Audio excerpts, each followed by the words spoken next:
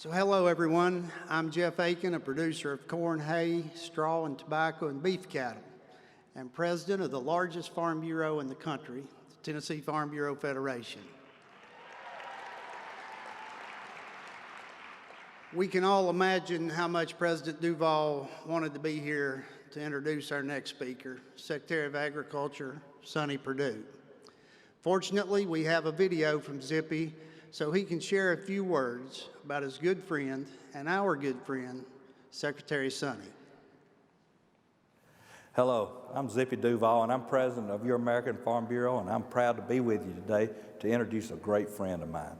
For 3 years now, Secretary Perdue has been to our convention and hasn't had his time to really speak his heart to you, so I'm excited about this time. Secretary Perdue has been a great friend of mine. Back when I was president of Georgia Farm Bureau, he and I became friends when he was governor of our state. He always said, Zippy, your farmers are welcome through the front door of the Georgia Capitol. And he lived up to that every day that he was governor. He's been a farmer as an adult. He's been a veterinarian. He's been in agribusiness, selling and buying commodities. He knows agriculture in and out, and it's in his heart. And it's in his heart to do what's right for American agriculture. You know, yesterday I talked to you a little bit about faith, family, farming, and a farm bureau. Well, Secretary Perdue also lives that faith. He not only is a great person, a great Christian person, but he sent me a text the other day when he was at church, and he says as he sang his song at church, it called for him to cry out to the Lord for Bonnie and I as we went through this difficult time in our life. Now that is a good friend.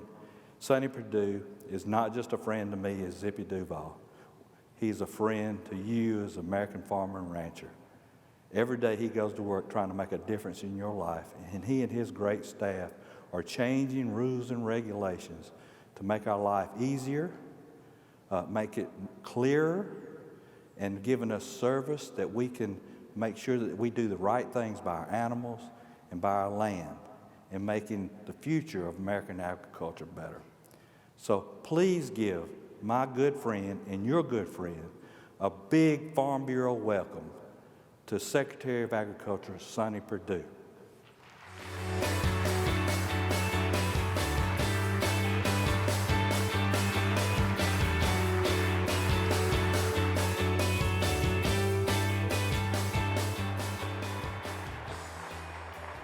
Well, thank you all, and thank you, Jeff, and thank you, Zippy. I'll take that endorsement any day.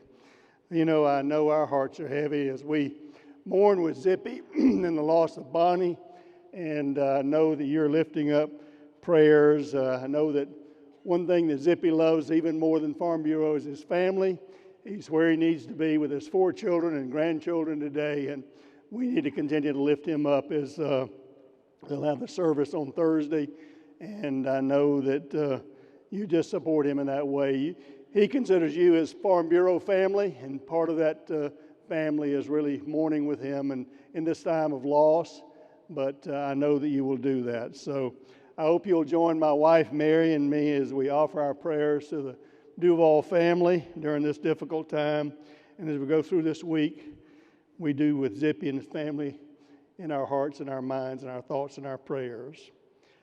Well, it's been a good day. I think yesterday was a great day for the president to come, and I appreciate the way you received him and heard the news that he had to share with you. But we know that 2019 has been a pretty tough year when it comes to farming. Disasters and unfair trade retaliation and low prices squeezed essentially every farmer in America.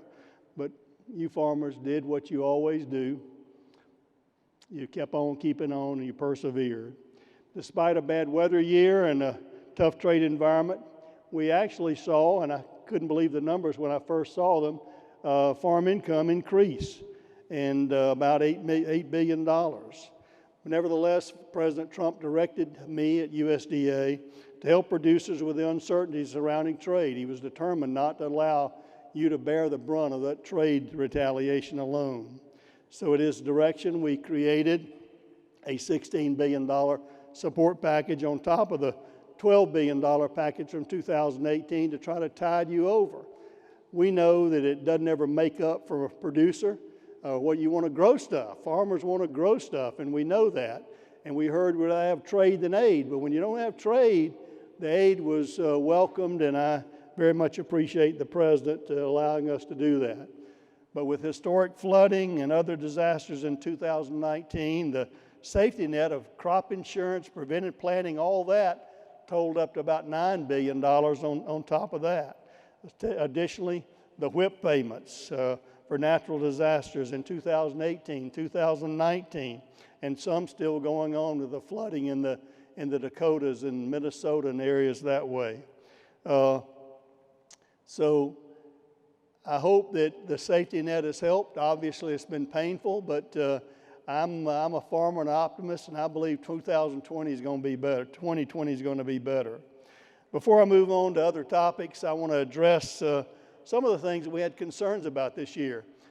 Farm Bureau is a great advocate on behalf of all of us farmers, ranchers across the country, and certainly some of those issues they've made me aware of. We had some concerns about our crop reporting this year in NASS survey. In fact, kind of paranoia in light of all the preventive planting and other kinds of things that were falling on us. We got a little conspiratorial, thinking NASS was out to get us too. So I've questioned them very heavily. We've got our NASS directors here about the methodology of how we collect that information, and ultimately I think we'll find out their numbers, which sort of surprised the market back in June, that they may have been more correct than the market was ultimately. And we'll see that. But we commit that we're going to continue to get better. If you've got ideas how we can better survey using global satellites, which we're already working with NASA on real-time data to help determine even more accuracy, along with the fundamental numerators that go around in the surveys. If you've got an idea about how we can use electronics and maybe an app for better surveys, we'd love to hear those. We're open to the kind of ideas of using modern technology to get you the best data that you can to make plans for your farm. We're, at the end of the day, as I said, 2019 was tough, but I do believe we have brighter days ahead. It's 2020, and a new decade, I think, can give us reason for new optimism after a 2019. New trade deals and strong consumer demand in the United States and abroad are a great sign of brighter days ahead, because we need those markets. 2019 saw a lot of movement in the trade area. The huge success for American farmers was the overwhelming bipartisan support of the USMCA. Many doubted, and I know there was a great gasp when the President talked about withdrawing from NAFTA, but as we appealed, he gave us room to negotiate and literally, at his urging and his leverage, get a better deal than we've had before, with access into Canada markets in dairy, eggs, poultry, and others, as you heard him mention yesterday.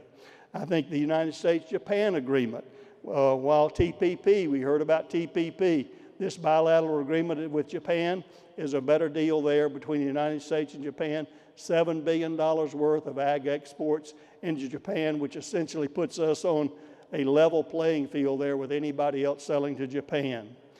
And you know, the big news last week is you heard the President Trump signed the Phase 1 China deal in the White House. I'm proud of our President for standing up and recognizing that this field hadn't been level for a long time in trade with China. People like to talk about the trade war of the last 2 years. Folks, we've been in an economic trade war with China for 20 years. The President recognized that, and he stood up to China and says, enough's enough. We're going to reset the relationship, and that's exactly what's happened. He's going to, a first step in fixing the long-standing running structural issues, the non-tariff barriers that we face there, forced technology transfer, intellectual property rights, and a real biotech approval process. The good news about it, this is the first trade deal I've ever seen with real teeth of enforceability, unilateral ability to enforce that agreement with China. Certainly, that's a big deal, USMCA, China, Japan, but we're working at USDA to diversify our trade portfolio across the world. 2020, I believe, will be a record year for agricultural exports. We've got plans for North Africa, the Philippines, Spain, Portugal, UK, Australia, New Zealand, Peru, and the UAE. We're going around the world selling the products that you great farmers and ranchers are producing. You know, at USDA, it's my honor and my duty to serve the men and women of American agriculture, and I try never to forget that. It's a real honor to be in this position. I don't take it lightly. When I began to be secretary, I told you that I plan to do what lesson I learned as a young boy growing up on a farm, to leave it better than we found it. 3 years in, I believe we've done a lot to fulfill that mission, to do right and feed everyone based on your productivity.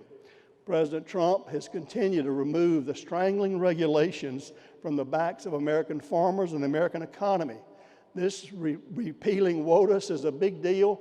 I want to thank again the American Farm Bureau for being the point of the spear advocates for ditching the rule that was successful.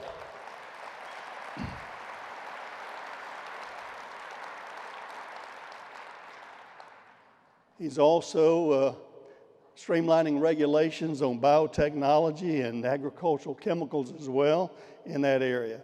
Signed an executive order requiring agencies, as you heard, to revoke 2 regulations for every rule they want to issue.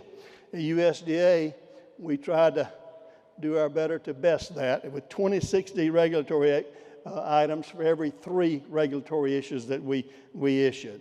And so the bottom line is this administration is trying to make it easier for you to do your job and get out of your business.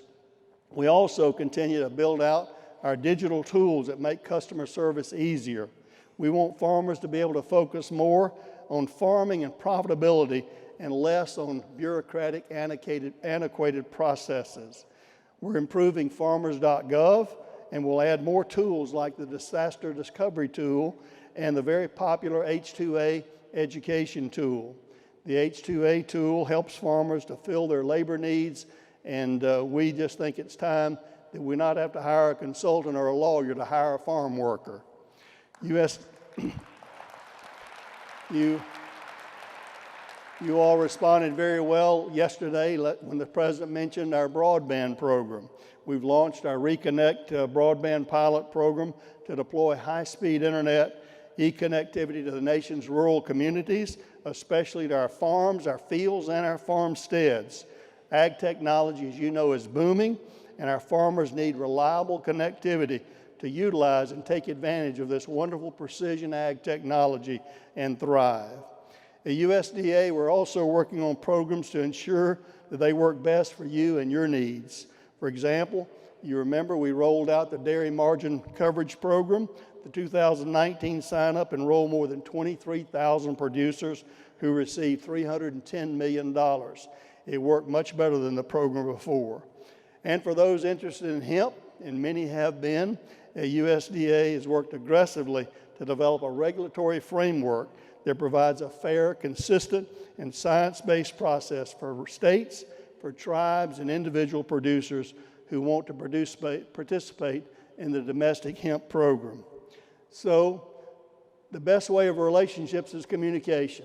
We value communications from your leadership and from you all, from states, and we want to continue to improve that level of communication as we move forward, trying to improve the lives of our farmers and ranchers and their productivity.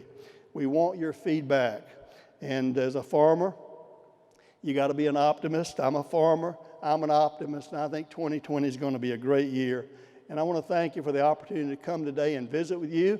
And now I want to invite Jeff back to the stage, so our favorite fireside chat here, where we can dive deeper into some of these issues. Thank you very much.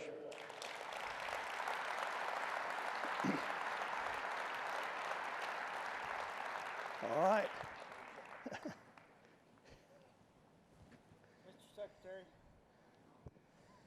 Mr. Secretary, we don't have mics here.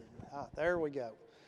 Mr. Secretary, thank you so much for being with us today. Thank you for those comments. I understand this is supposed to be like a fireside chat. And,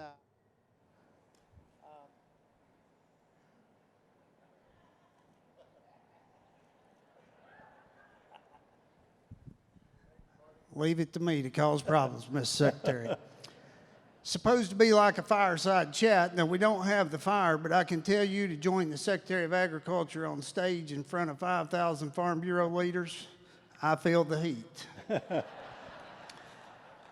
So, sir, I would call you the farmer's secretary. You have traveled the country tirelessly.